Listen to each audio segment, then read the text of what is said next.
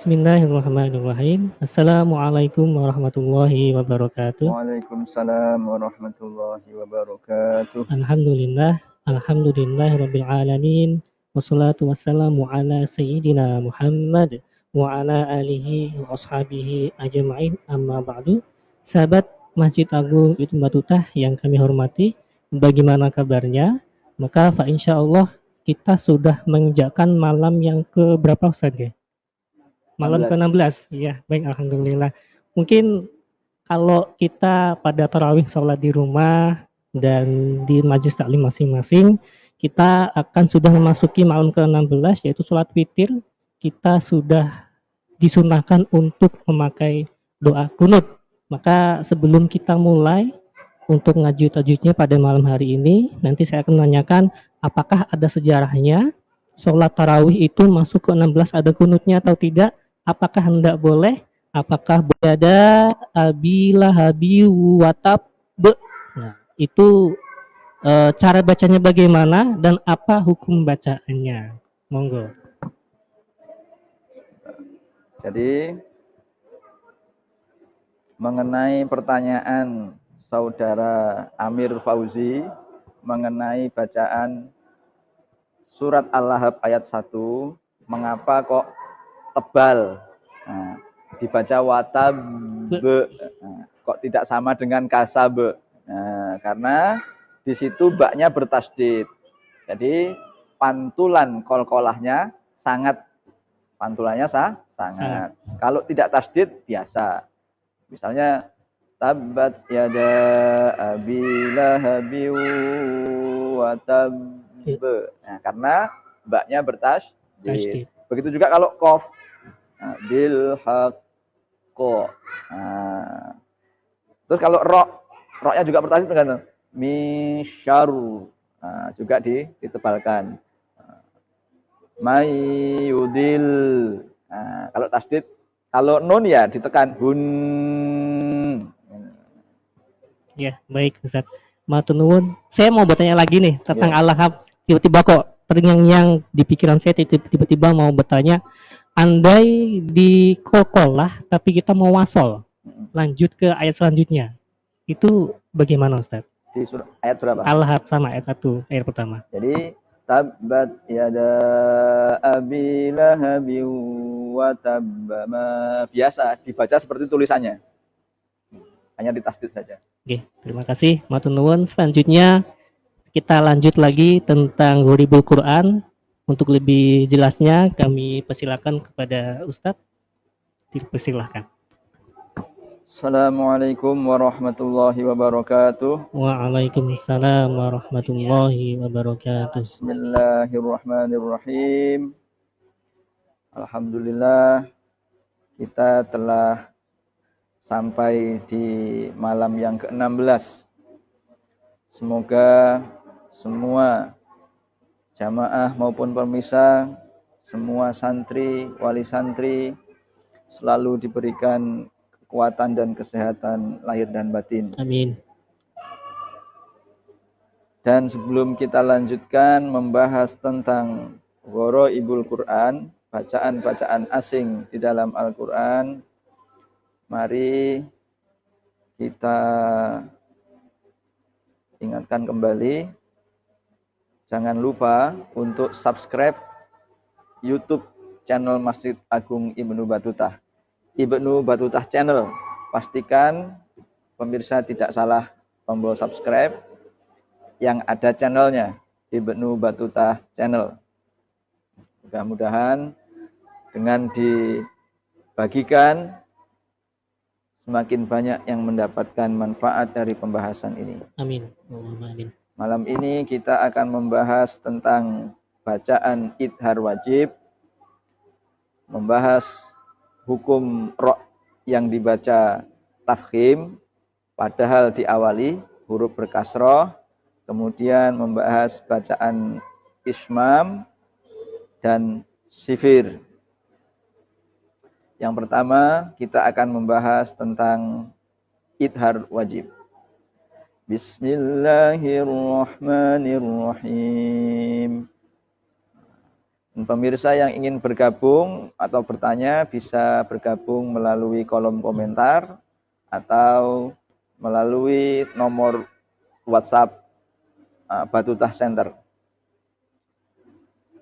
Wa minan nakhli min tal'iha qinwanun daniyatu wa jannatin min a'nab. Ini ada kalimat qinwanun. Wa minan nakhli min tal'iha qinwanun. Ada nun sukun bertemu wawu dalam satu kalimat. Mengapa tidak dibaca idgham? Padahal ada kaidah jika nun sukun bertemu wawu itu dibaca idgham biguna. Nah, kita bahas sekarang. Nah, sedangkan ini qinwanun dibaca idhar, namanya idhar wajib. Penyebabnya adalah ketika nun sukun, bukan tidak ada tanwin ya, nun sukun saja, nun sukun bertemu dengan wawu atau ya dalam satu kalimat, maka dibaca idhar wajib. Tanpa dengung, tanpa tawalud, tanpa saktah. Tetapi jika nun sukun bertemu wawu atau ya di lain kalimat, di lain kata, maka hukumnya berubah menjadi idgham biguna. Nah, jadi kaidahnya idhar wajib adalah ketika ada nun sukun bertemu ya atau wawu dalam satu kalimat. Jadi membacanya idhar dengan jelas, tidak boleh tawalud, tidak boleh saktah. Tawalud itu bagaimana? Ada tambahan e. Nah, kinawanun. Nah, ada kinawanun. Itu namanya tawalud. Atau bismillah. Bismillah. Nah, itu namanya tawalud. Nah, tawalud ini harus dihindari. Yang kedua dibaca saktah. Wanun. Nah, ini namanya bacaan idhar wajib. Nah, bacaan idhar wajib ini di dalam Al-Quran hanya ada 4. Ini yang pertama. Kinwanun, sinwanun.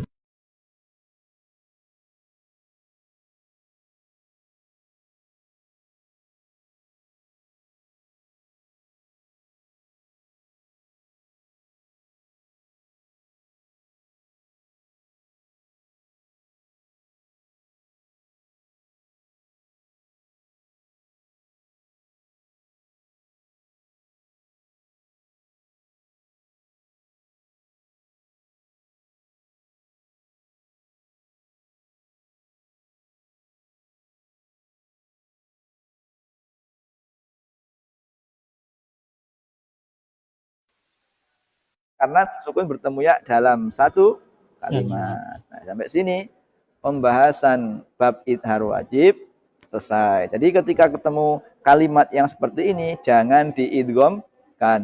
Misalnya dibaca kiu. Nah, tidak, tetapi kin wa nun. Kita ulangi.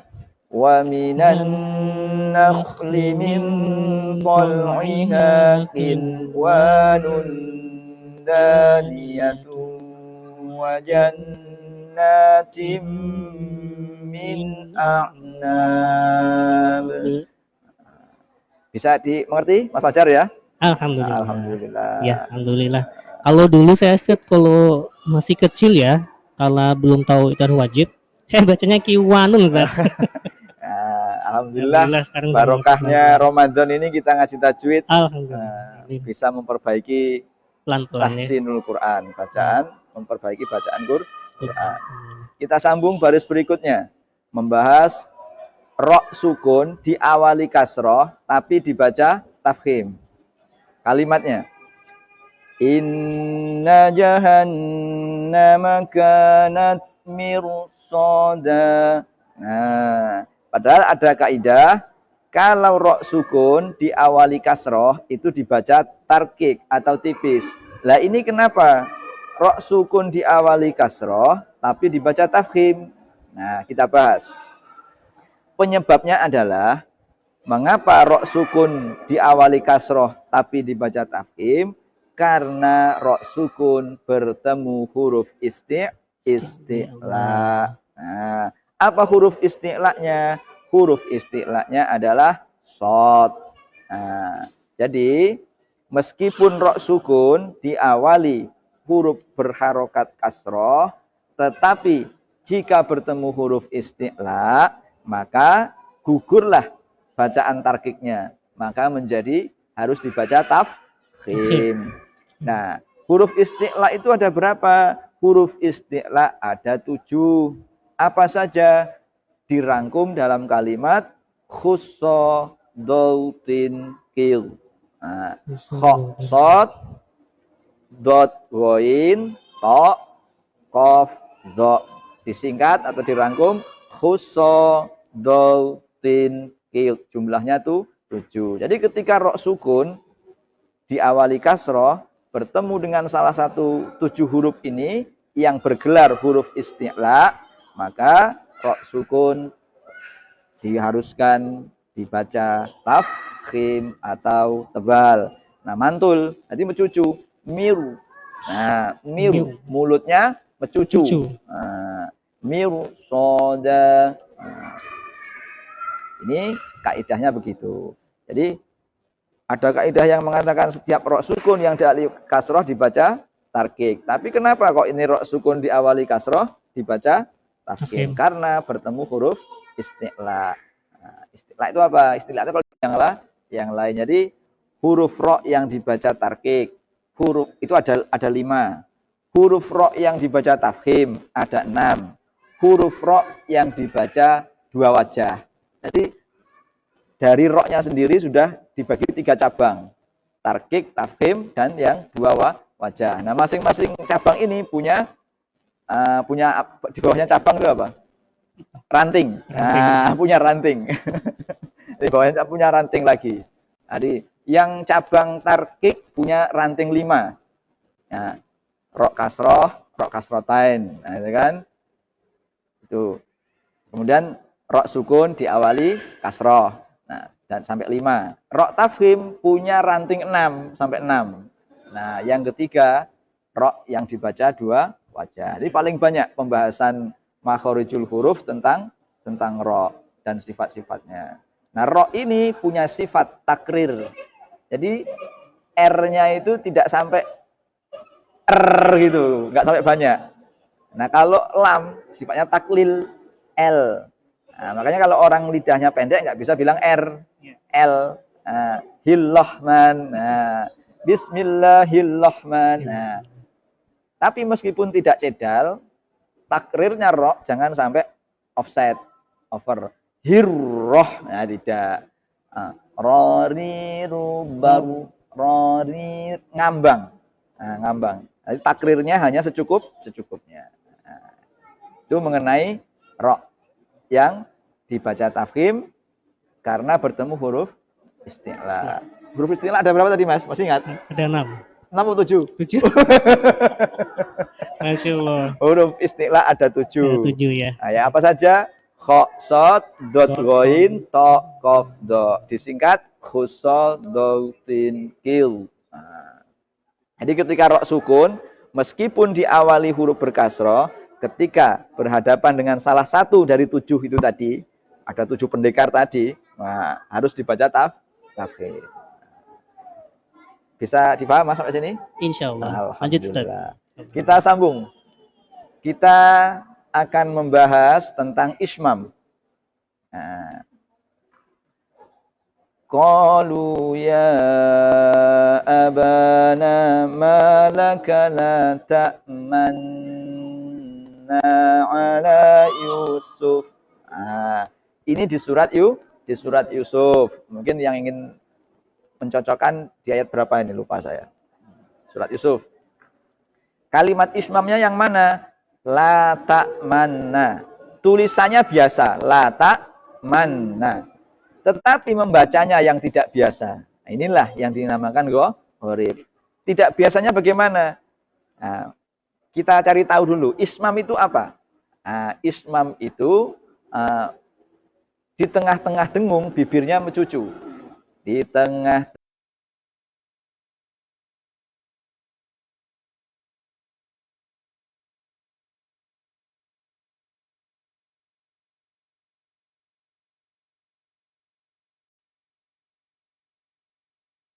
tengah dengung bibir harus mencucu sebagai isyarat dhammah. Nah, itu ismam, pengertiannya di situ. Nah, terus asingnya bagaimana? Tidak sama dengan bacaannya. Karena membacanya begini. Mungkin kamera bisa di zoom ya, melihat bibir saya. Ini ya nggak apa-apa kalau nggak bisa di zoom. Ketika musafahah, murid harus melihat bibirnya guru. Nah, la ta'manna. Jadi dengung masuk ke gunah, baru mencucu, kembali lagi normal. La ta'manna. Nah, itu namanya ismam. Kalau dibaca biasa bagaimana? La ta'manna. Ya tidak apa-apa, tapi mengurangi kesempurnaan bacaan. Lah, asal usulnya bisa dibaca la ta'manna. Kenapa? Nah, karena asalnya kalimat la ta'manna ini adalah la ta'manuna.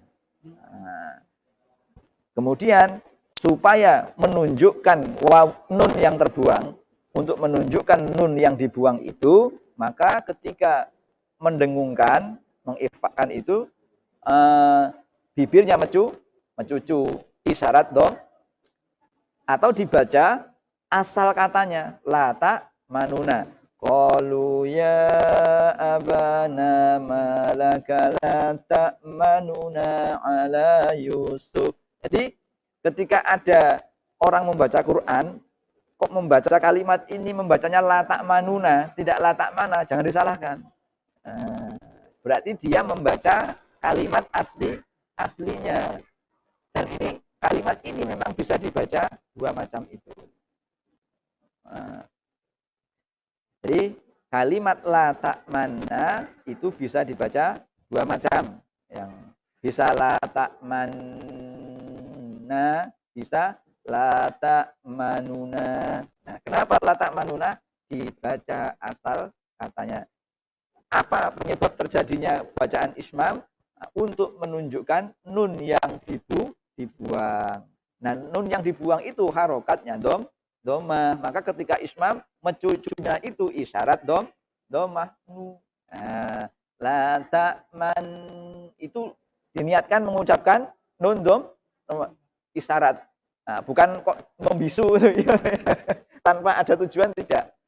Jadi qalu ya abana malaka la ta'manuna, atau qalu ya abana malaka la ta'manna ala Yusuf. Nah, itu ismam. Di dalam bacaan Imam Asim riwayat Hafiz hanya ditemukan satu ismam. Apa artinya ismam? Di tengah-tengah dengung bibir harus mencucu sebagai isyarat dhammah. Ismam bisa dibaca dua wajah, dengan ismam atau dengan kalimat aslinya. Kalau kalimat aslinya la ta'manuna. Jadi ketika ada orang membaca Quran dalam sholat atau di luar sholat, kok dia bacanya la ta'manuna, jangan disalahkan.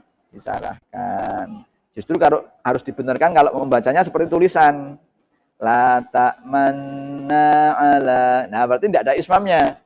Tidak ada ismamnya. Jadi kalau tidak ada ismamnya, berarti ada satu huruf yang tidak terbaca. Nah, ismam itu supaya mengganti huruf yang terbuang. Nah, sampai Hukumnya sini apa, ismam. Ustaz? Kalau enggak, misal kita bacanya la ta'manna gitu, enggak terbaca yang nun domanya, itu hukumnya bagaimana? Ya, hukumnya sih kalau masih belajar ya enggak apa-apa. Yang penting tidak boleh disengaja. Oh begitu ya. Jadi hukum belajar itu ketika salah maka dimakfu. Tapi yang tidak boleh itu menyengaja, kecuali kalau untuk dites. Guru mau ngetes muridnya, cari bacaan yang salah. Nah, terus guru ini membaca disalah-salahkan. Nah, untuk mengetes kefahaman murid Ya. tentang betul dan salahnya bacaan. Tetapi sengaja menyalahi adabut tilawah, sengaja menyalahi hukum tajwid, itu bisa berakibat haram. Tetapi kalau memang belum bisa atau masih tahap belajar, maka tidak apa-apa dan tetap berpahala. Yang penting niatnya ya niat tilawatil Quran, niat tadarus, dan niat belajar, niat memperbaiki bacaan. Untuk bacaan ismam itu apakah hanya di riwayat Imam Hafiz atau imam lain juga sama cara pembacaannya seperti itu, Ustaz? Yang saya tahu baru di bacaan Imam Asyim. Kalau tentang perbedaan rawi imam-imam qori itu kan di jalur qiraah sab'ah. Nanti bahasanya lebih lebar itu. Di dalam Quran huruf ismam ada berapa, Ustaz? Ismam? Ya. Ismam hanya satu saja. Cukup, Mas? Cukup. Kita lanjut ke bacaan tashil. Tashil sudah kita bahas, kita hanya review sedikit.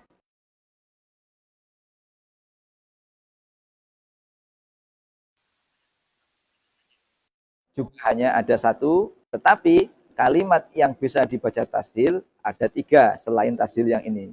Jadi keseluruhan ada 4. Tashil adalah meringankan bunyi hamzah yang kedua. Seperti apa antara alif dan hamzah dan samar? Hamzah yang pertama dibaca jahar jelas, yang kedua dibaca bukan bukan tapi jami'u wa arabi. Ini tashil. Ini sudah dibahas di hari kemarin. Jadi kita langsung sambung mengenai sifir. Sifir tapi di kalimat yang berbeda. Jika kemarin di kalimat qawarir, sekarang di kalimat liyarbu. Wa ma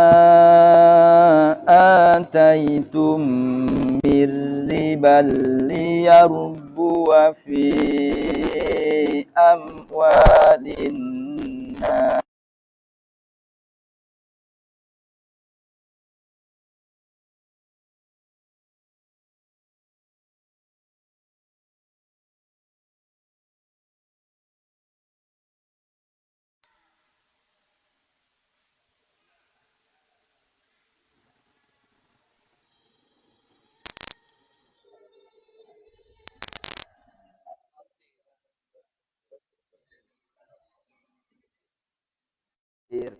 Nah, yang bulat seperti kelereng ini atau bulat-bulat namanya sifir mustadir.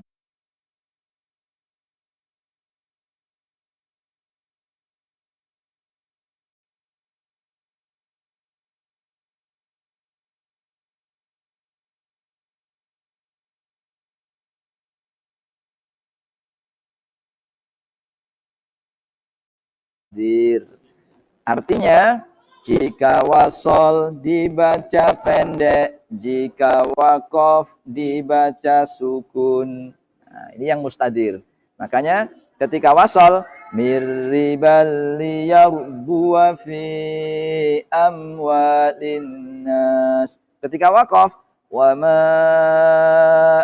ataitum mirribal liyarbu. Nah, liyarbu ini disingkat untuk gampang mengenalinya dengan li walan. Nah, li walan. Liyarbuwa, litatsluwa, linabluwa, lan nad'uwa. Nah, itu kalau berhenti jadi pendek-pendek. Liyarbu, litatslu, liyablu, lan nad'u. Di kahfi itu lan nad'u min dun dunihi. Nah, kalau berhenti lan nad'u. Ini tandanya sifir mustadir. Nah, jadi kalau berhenti, huruf sebelumnya dibaca sukun. Kalau terus dibaca pendek. Nah, sampai sini sifir sudah selesai karena kemarin juga sudah. Berikutnya, shad yang qazainu rabbika amhumul musaytirun. Amhumul musaytirun. Nah, apa bedanya dengan bimusaytir? Bimusaytirin dibaca bimusaytir. Kok tidak dibaca bimusaytir? Padahal sama itu. Ada shad, terus di antara shad dan to, di antara huruf isti'la juga ada ya sukun. Nah, tapi bimusaytirin itu roknya kasroh, ini roknya doma. Nah, kalau kasroh itu ringan, kalau doma itu berat. Jadi musaytirun bisa dibaca musaytirun. Am indahum khazainu rabbika am humul musaytirun. Am humul musaytirun. Nah, itu saja hurufnya. Jadi jangan sampai salah. Bisa dibaca dua-duanya. Nah, misal dibaca musaytirun, kok dibaca musaytirun? Itu kan shad. Boleh shad, boleh sin, boleh dengan bis shad, boleh dengan bis sin. Berikutnya adalah sifir mustatil. Kalimat lakinna huwallahu rabbi wala usyriku bi rabbi ahada. Di surat Kahfi. Nah, ini kalau di wasal dari ayat sebelumnya, rajulal lakinna huwallahu rabbi wala usyriku bi rabbi. Nah, jadi lakinna ini sifirnya sifir mustatil. Jika waqaf dibaca panjang, jika wasol dibaca pendek. Nah, sama dengan mustadir kalau wasol, sama-sama pendek. Perbedaannya itu ketika waqaf. Nah, kalau mustadir kalau waqaf dibaca sukun, kalau mustatil kalau waqaf malah dibaca panjang. Jadi lakinna ini yang bulat itu namanya sifir mustatil. Jika waqaf dibaca panjang, jika wasol atau terus dibaca pendek. Sambung. Kalimat wa akwabin kanat qawarir. Ini sudah kita bahas kemarin. Yang membedakan dua kalimat qawarir adalah sifir juga. Tulisannya sama, harokatnya sama, kok bunyinya ndak sama. Nah itu, ini makanya masuk gharib. Nah, tulisannya sama, kok bunyinya ndak sama kalau dibaca. Lagi piye maksudnya? Nah, ternyata ada sifir. Qawarir yang pertama, sifirnya sifir mustatil. Maka kalau waqaf dibaca panjang. Qawarir yang kedua, sifirnya mustadir. Kalau waqaf, roknya dibaca sukun. Kalau dibaca terus, ya sama-sama pendek. Misalnya, wa akwabin kanat qawariro min fiddah. Sama, enggak bedanya. Yang jadi berbeda itu ketika dibaca waqaf. Wa akwabin kanat qawariro. Wa akwabin kanat qawariro min fiddah. Nah ini. Jadi kalau pas baca ayat qawarir ini jangan sampai salah baca ketika waqaf. Kalau wasol ya aman-aman saja dibaca seperti tulisan tulisannya. Jadi bulatan yang di atas alif itu tidak sama. Yang satu mustadir, yang satu mustatir. Kita sambung ke bab idgham mutajanisain. Ini juga sudah kemarin. Wa kana fi ma'zili ya bunayya rukam ma'ana. Tulisannya irkab ma'ana, dibaca irkam ma'ana. Prinsipnya catatan idgham itu melebur atau masuk. Nah, jadi ketika melebur, huruf yang menemui tidak terlihat. Yang terlihat hanya huruf yang ditemui. Nah, ba ketemu mim ini bacaan apa? Bacaan idgham mutajanisain. Artinya sejenis makhrajnya berbeda sifatnya. Ba dengan mim itu satu makhraj. Di mana makhrajnya? Di bibir, dua bibir. Nah, am sama-sama, tapi sifatnya beda. Nah, makanya dinamakan mutajanisain. Nah, mutajanisain ini ketika ada huruf tak bertemu to, bertemu tak bertemu dal bertemu tak, ba bertemu mim, tak bertemu zal. Nah, itu ketika huruf-huruf itu ketemu, terjadilah hukum bacaan yang bernama idgham mutajanisain. Ustaz, kalau idgham mutaqaribain apakah sama? Itu berdekatan makhrajnya. Tetanggaan makhrajnya. Jadi idgham itu dibagi tiga. Idgham mislain atau mutamasilain, idgham mutaqaribain, idgham mutajanisain. Idgham mislain, nah itu yang sejenis makhrajnya sama sifatnya. Tapi yang satu mati. Contohnya apa? Kulla, lam sukun ketemu lam. Tapi kalau tanwin ketemu lam, idgham bila gunah. Kalau itu yang mutamasilain. Tapi beda lagi ketika idgham mimi. Mim ketemu mim. Nah, itu masuk dalam hukum mim su. Tapi kalau idgham dibagi tiga. Idgham mislain, idgham mutaqaribain, idgham mutaja. Nah, yang mutaqaribain ini tetanggaan atau berdekatan. Contohnya apa? Lam ketemu ro. Lam al sama ro ar. Nah, itu tetanggaan. Lebih ujung lam dibanding ro. Nah, ketika ketemu, maka terjadilah hukum idgham mutaqarib. Nah, contohnya apa? Wakul robbi dibaca wakul robbi. Nah, itu mutaqarib. Jadi kalau kita mau bahas idgham itu ada idgham bihuna, idgham bila guna, idgham mimi, idgham misli, mislain, idgham mutaqaribain, idgham idgham samsi.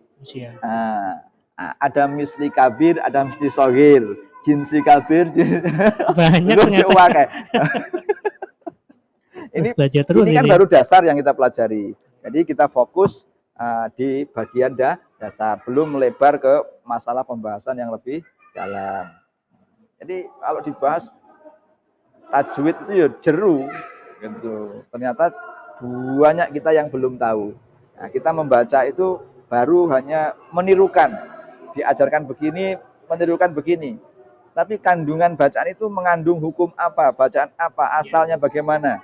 Nah, makanya kita bersyukur karena di sini juga sudah lama sekali diadakan kajian tafsir. Itu sangat penting sekali. Jadi sebagai penyeimbang, selain tafsirnya kita pelajari dengan sungguh-sungguh, kita juga memperbaiki bacaan tajwidnya. Sampai sini idgham mutajanisain dengan satu contoh sudah selesai. Berikutnya di baris terakhir adalah tanwin bertemu hamzah wasol. Nah, ini juga sudah, tapi kita ulang di kalimat yang berbeda. In hadza illa. Nah, illa ini Di situ tidak ada tanda panjangnya. Itu pemberian sendiri.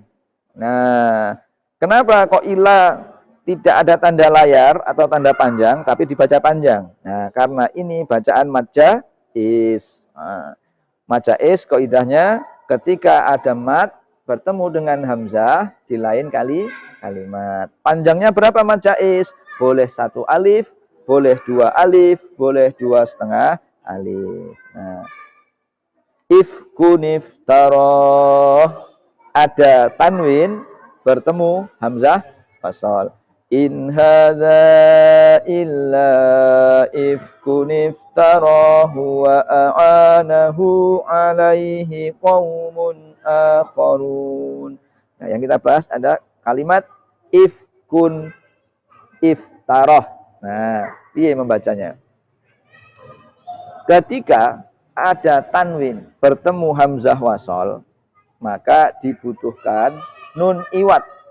Nun kecil itu namanya nun iwat, atau nun silah, atau nun wikoyah, atau nun wasol. Barangnya kecil namanya banyak. Dia jarang tertulis, nyelempit di bawah, kecil, tidak kelihatan, tapi namanya banyak sekali. Bisa nun iwat, nun wasol, nun wikoyah, nun silah. Fungsinya apa? Untuk melayani tanwin yang bertemu hamzah wasol. Karena tanpa nun iwat ini, bacaan tanwinnya tidak bisa terbaca. Silakan dipraktekkan kalau tidak percaya. Ifkuf taroh, nggak bisa. Hanya domah. Ifkun if, nggak bisa. Ifkun if, nggak bisa. Karena hamzah wasol itu tidak punya harokat. Nah, dia bisa terbaca ketika untuk ibtida. Illa ifkun iftaroh. Nah, ketika ibtida, hamzah wasolnya jadi hidup. Iftarahu wa a'anahu alaihi qaumun akharun. Lah, untuk menghidupkan hamzah wasol yang umum ya, pada kalimat fi'il seperti ini, dilihat huruf ketiganya. Ini fathah, Ustaz. Huruf ketiganya apa? Fathah. Fathah. Maka kalau huruf ketiganya fathah, hamzah wasolnya ikut Kasroh. jadi kasroh. Gitu. Kalau huruf ketiganya kasroh, hamzah wasolnya juga Kasroh.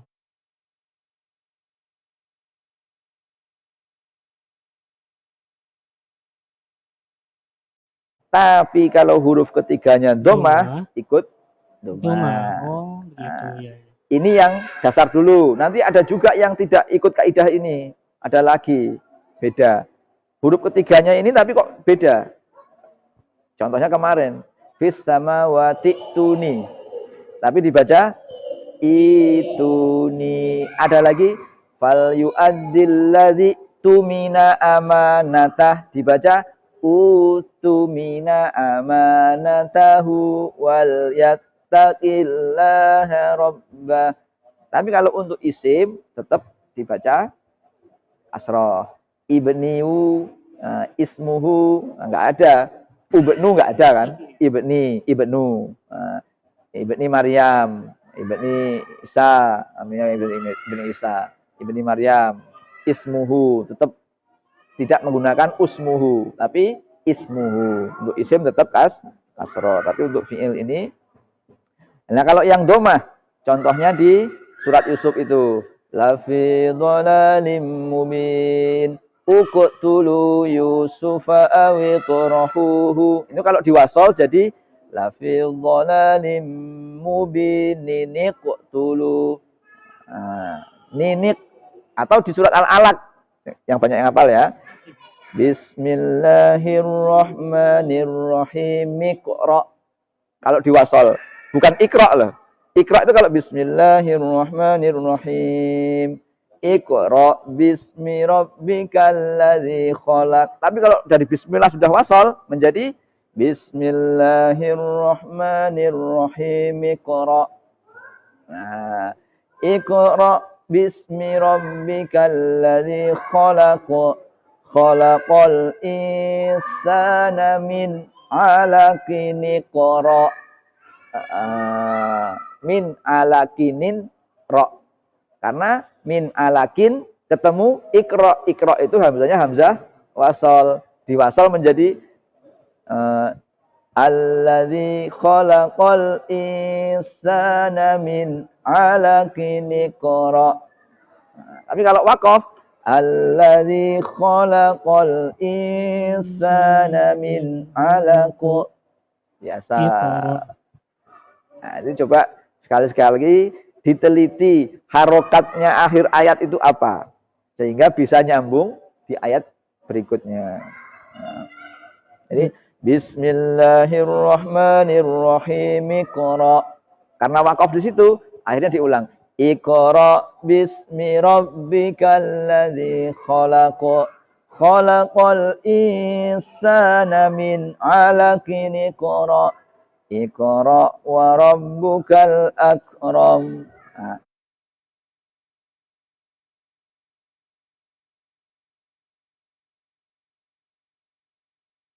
Allazi itu kan karena ibtida.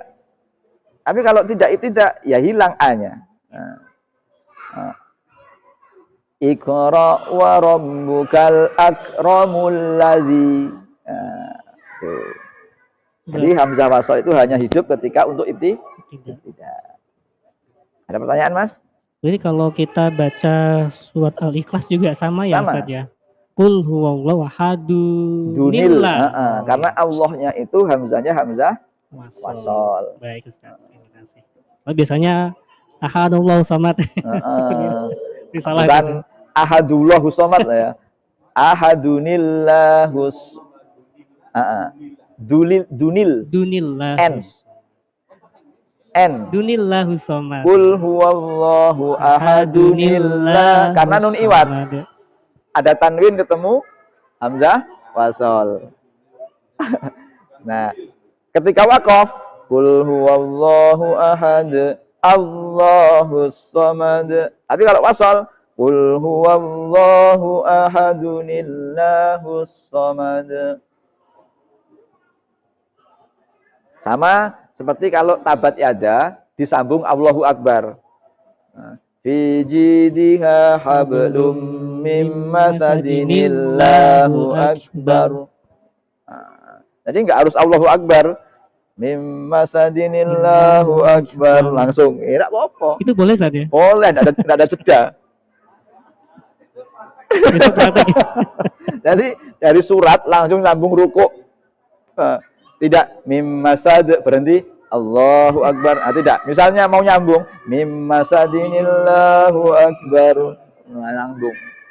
Ilmu anyar lagi. Karena apa? Mim masadin Allahu Akbar. Tanwin ketemu hamzah wasal. Mim masadinillahu akbar. Wes rukuk wes. Nah. Sama juga iraja Rasulullah di akhir Awabanillahu akbar. Tapi hati-hati banyak jangan dibaca panjang.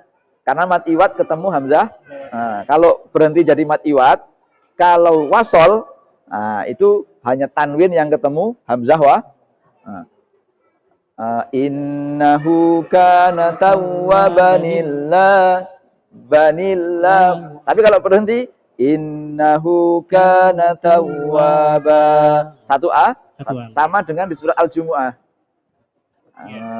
Aulah waning faddu. Kalau berhenti aulah wa.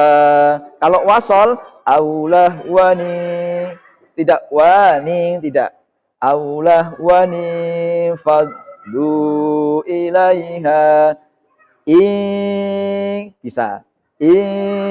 Faddu ilaiha wa tarakuka qa'ima. Nah. Tuh. Jadi sampai sini idhar wajib sudah. Ro sukun diawali kasroh tapi dibaca tafkhim atau karena bertemu huruf isti'la sudah 2. Ismam sudah. Tashil sudah. Sifir mustadir sudah. Sod yang kalimat yang bisa dibaca sod dan sin sudah. Sifir mustatil 7. sifir mustadir dan mustatil dalam satu ayat sudah. Idgham mutajanisen. Kemudian tanwin bertemu hamzah wasol. Malam ini kita sudah menyelesaikan 10 hukum bacaan gharib. Nah, ini bisa jadi sekali dengar tidak langsung paham. Harus diulang-ulang, harus praktek, harus diulang-ulang dan disetorkan atau disimak, dibetulkan kembali. Karena tajwid itu memang karena nggak sedikit ayatnya, 30 juz materinya. Jadi kalau sekali belajar, sekali mengikuti materi itu kita belum paham, itu wajar. Karena ada praktek. Penentuannya di praktek ini. Nah, mungkin kita kalau ditanya belum bisa jawab, tapi ketika membaca bisa.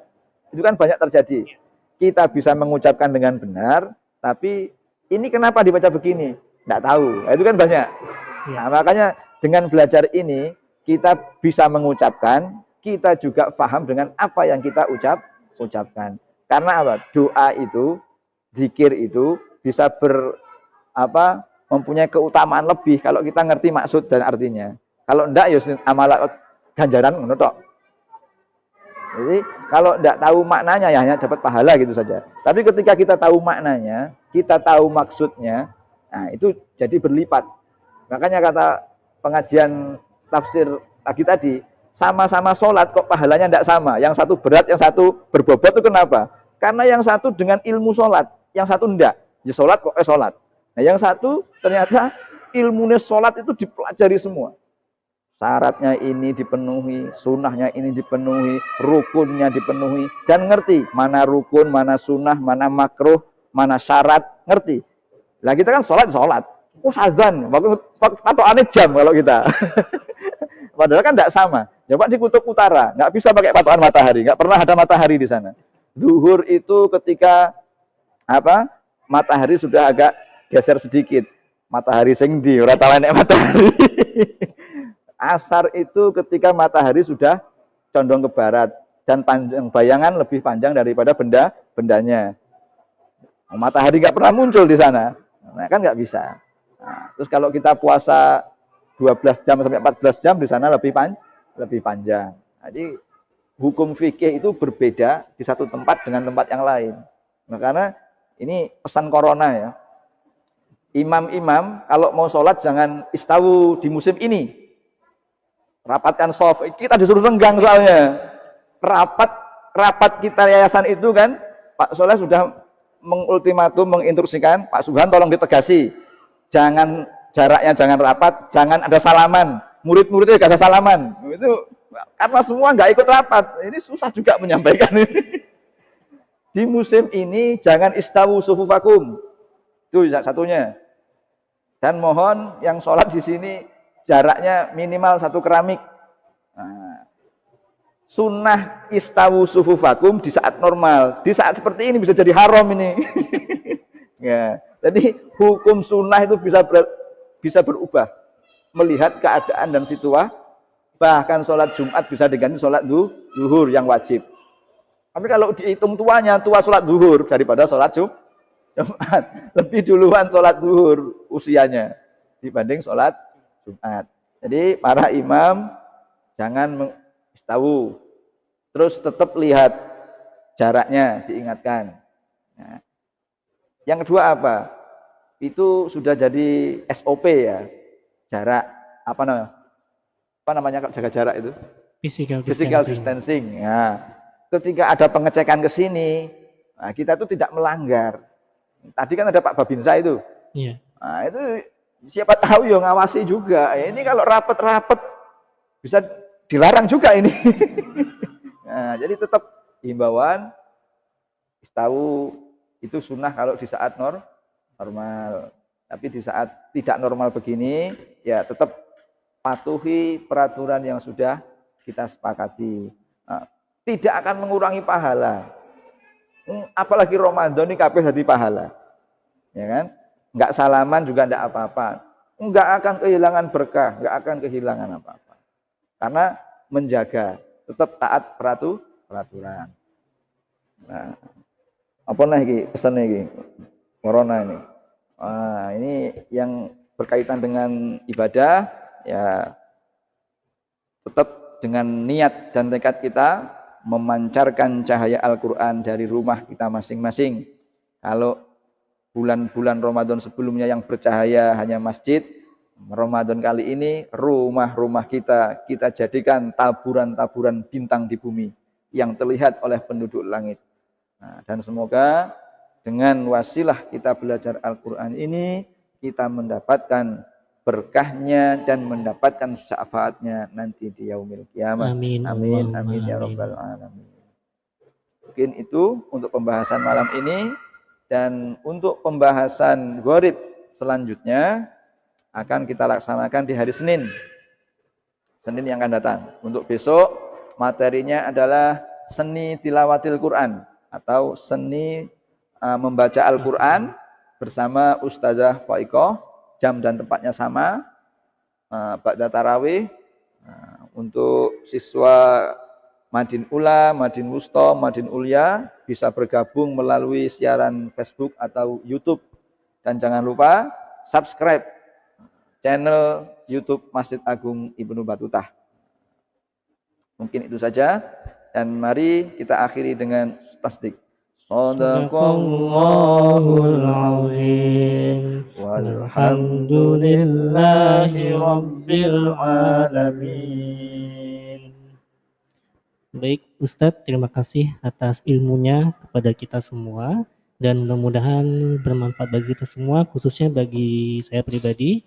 Insya Allah mungkin tahun depan atau mungkin tahun depannya lagi saya akan semangat lagi untuk mengajar tajwid, Ustaz. Saya ketinggalan, Ustaz. Semua udah, sudah saya belum. Insya Allah mudah-mudahan amat bagi kita semua, dan mudah-mudahan guru kita selalu diberi kesehatan oleh Allah Subhanahu wa taala. Kurang lebih kami mohon maaf. Wassalamualaikum warahmatullahi wabarakatuh. Waalaikumsalam warahmatullahi